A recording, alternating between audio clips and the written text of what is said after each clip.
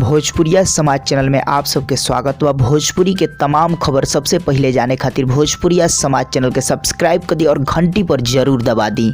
जय भोजपुरिया समाज। जी हाँ भैया, अभी के रिपोर्ट में आप सबके बीच भोजपुरी के पावर स्टार पवन सिंह और रानी चटर्जी से जुड़ल बहुत ही बेहतरीन खबर लेकर आए। जी हाँ भैया, आज से 7-8 रोज पहले ही पावर स्टार पवन सिंह के फिल्म चांदनी के शूटिंग होते रहे। जी हाँ भैया, मुंबई में जो की गाना वगैरह का और कुछ एक्शन सीन के भी सीन वहाँ शूट कल गई। जी हाँ भैया, आप सब देख ले भी रहे होगा, बहुत सारा तस्वीर सोशल मीडिया पे आई है जहाँ की पवन सिंह और निधि झा और लुलिया के जोड़ी वाला वो फिल्म बाटे जना के शूटिंग होते रहे। चांदनी में पवन सिंह और निधि झा और लुलिया जोन की लीड रोल में नजर आई, वही लोग के गाना और कुछ एक्शन सीन के शूटिंग होते रहे। जी हाँ, वही सेट पर यानी चांदनी फिल्म के सेट पर रानी चटर्जी और पवन सिंह मिलल लो आखिर काहे। जी हाँ भैया, बहुत सारा लोग कमेंट के माध्यम से पूछले बा कि कोनो प्रोजेक्ट आ रहा बा का, चाहे कुछ ऐसा बड़ा प्रोजेक्ट पे काम होखे वाला बा का जना में रानी चटर्जी और पवन सिंह नजर आइलो।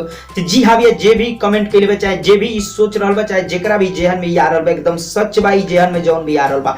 जी हाँ भैया, एक बहुत बड़ा प्रोजेक्ट आवे वाला बा जौन के रानी चटर्जी और पवन सिंह बतौर में अभिनय करत नजर आइलो।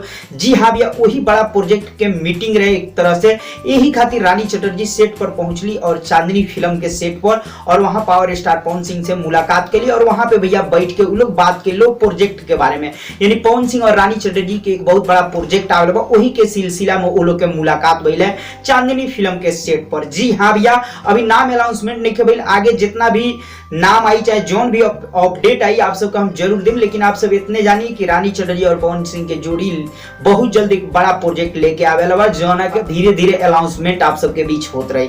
तो जी हाँ भैया, यही खातिर मिल रहे और ऐसे भी दोनों स्टार लोग में बहुत ही अच्छा बनेला, ऐसे भी मिल रहे। जी आप सबके रिपोर्ट कितना पसंद आई जरूर कमेंट करके बताइए। और पवन सिंह और रानी चटर्जी के जोड़ी अब बहुत जल्द आवे अलावा धमाका लेके, तो आप सब का कॉल चाहता है जरूर कमेंट करके बताइए। चलते चलते वीडियो के लाइक करी और ज्यादा से ज्यादा वीडियो के दबा के शेयर करी। फिर से आ रहा बनी बहुत जल्द।